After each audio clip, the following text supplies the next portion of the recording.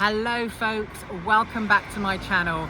Thank you for joining me on what is a very special video and something that's incredibly dear to my heart, because I am in the South Oxfordshire village, well town really, of Wallingford. And Wallingford is a very famous place, not least because it's a beautiful historic market town. I believe it's been a town since 1155, which is very old of course, but Wallingford is actually very famous for a very famous resident that used to live here. And she was born in Torquay in Devon in 1890, and many people think that she actually lived in Devon, but actually her holiday home was of course Greenways in Devon, which is now looked after by the National Trust.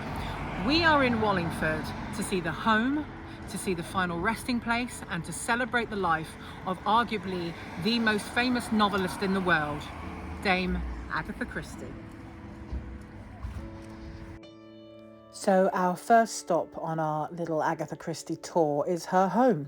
This is Winterbrook, a hamlet in Wallingford, and Agatha Christie and Max Mallowan, her husband, moved here in 1934. This is Winterbrook House, and as you can see, it is on quite a busy road, but I'd imagine it was less busy when they moved here. And this is where Agatha Christie wrote the majority of her work, or completed it. Now, the current owners are quite private, as you can see, but we're just going to zoom in on that official blue plaque, which confirms, of course, that this was Agatha Christie's home. And she never referred to herself as Agatha Christie in the town. She always referred to herself as Mrs. Mallowan, as to lead a much more private life. Now, as you can imagine, Agatha Christie's influence reaches far and wide, even to this housing development in nearby Chelsea.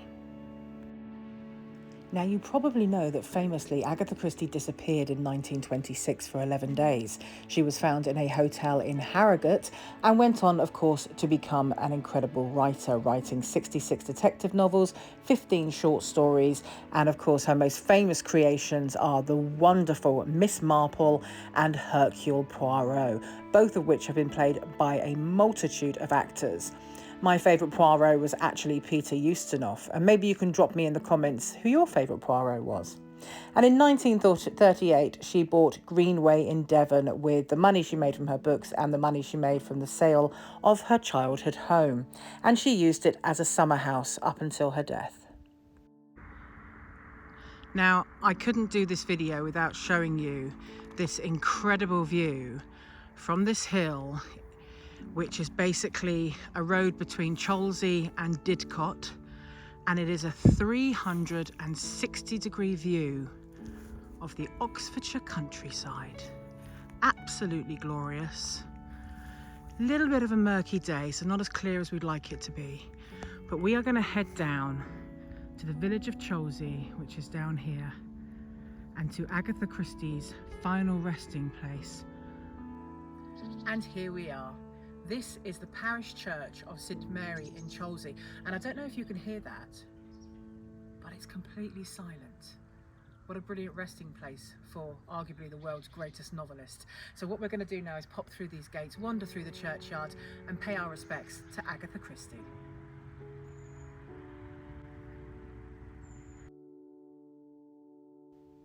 So this is the beautiful church of St Mary in Chelsea, and this is where Agatha Christie and her husband Max Mallowan used to worship, and they chose it because it was such a quiet location, which is also why they chose it as their final resting place. And parts of the tower that you can see actually date back to the 10th century.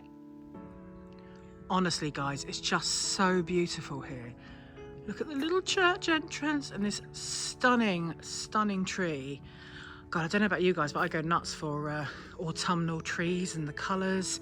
Isn't that so beautiful? And then we've got a little secret door. Look at that. Absolutely beautiful. So here it is, folks. This is the grave of the world's greatest novelist, Dame Agatha Christie. Wow. The first thing I notice about this grave is actually how big it is. And why not? She leaves a big legacy. Fresh flowers, photographs as well. And I don't know if you can see, if I go a little closer, look at that big A. Wow, look, I mean, look at the work. Isn't that beautiful? And it has her married name, of course, which was Mrs. Mallowan. And she was married to Max Mallowan, who lies here resting with her.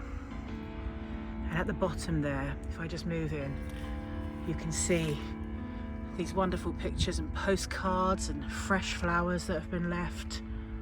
Gosh, look at that, beautiful.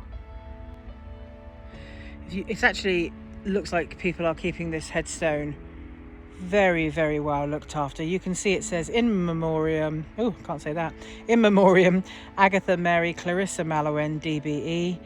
And if I just move in there, you can see Agatha Christie, author and playwright, born the 15th of September 1890, died the 12th of January 1976, which is the year I was born. Sleep after toil, port after stormy seas, ease after war, death after life does greatly please. And then down below, her husband, Max Edgar Lucien Mallowan, archaeologist and orientalist, Ombre de Institut de France. I don't have a very good French accent. Absolutely beautiful, impressive and fitting. It blows my mind when people like Agatha Christie, who have had such an influence on the world, and she's right here in Chelsea in South Oxfordshire. And I'm also noticing there's another plaque on the wall here. Let's move in on that one. And this is the celebration, the Agatha Christie centenary celebration, which was in 1990, because of course she was born, as I said, in 1890. And this is a list of people and companies who helped. It says the following people and organisations sponsored the planting of 25 trees in the churchyard to commemorate Agatha Christie's centenary and aid the restoration of the church. And actually, I don't know if you can see, but it looks like there's a relative there, Lady Mallowan as well. And Barclays Bank in Wallingford, which no longer exists, I believe, in Wallingford. Yeah, 25 trees. Gosh, look at that one. I mean, that's a beauty. There's my friend Ree. Ree has accompanied me on this trip very kindly. There you go, folks. Dame Agatha Christie. Beautiful. And so we're back at this incredible sculpture of Agatha Christie. Just look at that detail. That's her signature on the book. And look at the shoelaces on her boots.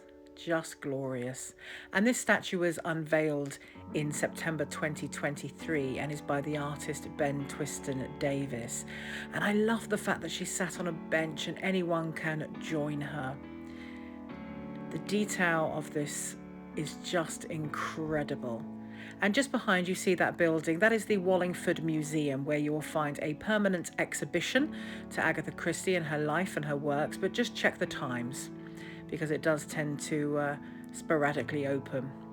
So thanks for watching this video, folks, and joining me and Agatha on our trip through Wallingford.